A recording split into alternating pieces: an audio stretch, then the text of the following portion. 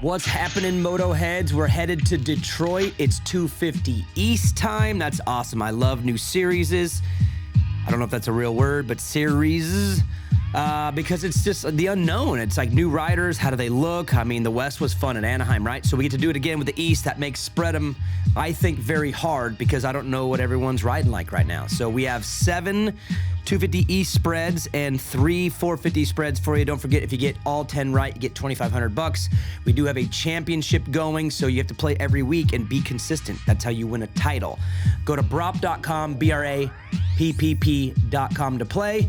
And beat me. I got 5 last week and 3 the week before, so I suck. Here we go, 250 East. Let's kick it off with Cameron McAdoo, 0.5 over Seth Hammaker. So a teammate battle, either or.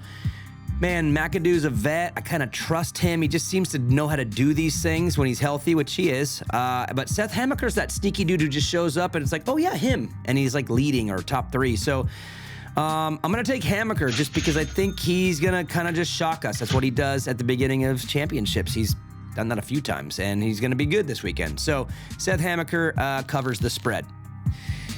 Jett Reynolds, a 0.5 over Evan Ferry. Oh, either or. That's tough. So Reynolds has been at Club MX. That's good for him. I think they develop well there. So I think he's probably doing good. But Evan Ferry, I've always felt as like a sneaky good Supercross talent, and even though Futures wasn't great last year and he's been off for a bit, I feel he'll be motivated. There's probably a lot of hype with the Triumph thing. I'll take Ferry to cover Reynolds in the spread, but that one, that's a spicy one right there. Austin Forkner, 1.5 over Hayden Deegan. So, okay, look, if Deegan was all the way healthy, you're probably going 50-50 with these two. But with this Deegan wrist thing and the miscommunication, whatever, I don't even know what you call it. I don't think he's going to be like on fire at the first one. I think that's a tall order for him. He hasn't been riding that much, and it's 15 minutes plus a lap. So I think Forkner's just ready, like really ready, and I'm going to take him for the 1.5 over Deegan. I think he wins the race. Austin Forkner.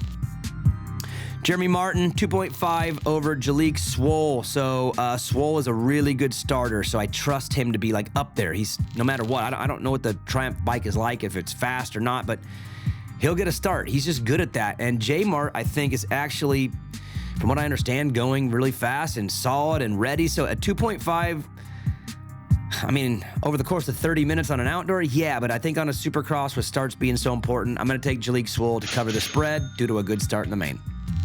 Tom Vialle, 3.5 over Pierce Brown. So look, Pierce Brown, if he just rides to his capabilities, he should cover that because he's super fast. But the field is kind of deep, and Tom Vialle is a really good starter, and I think the whoops aren't going to be playing much of a role. I think Vialle is going to be like up there all the time, maybe winning these things, and Pierce has been hard to trust a little bit. So I'll take Tom Vialle to take the 3.5 over Pierce Brown. Chance Hymas, 3.5 over Gilliam Ferris. So Ferris, I know, has been riding great. I've watched him. He has really come around, but I think he's probably going there to just be good and like get through it, where I think Hymas is going to swing for the fences. So this one, to me, is, does Hymas just nail this first one, or is he a little off? Because I think he's going to go for it harder than Ferris is. 3.5 is a little steep for me.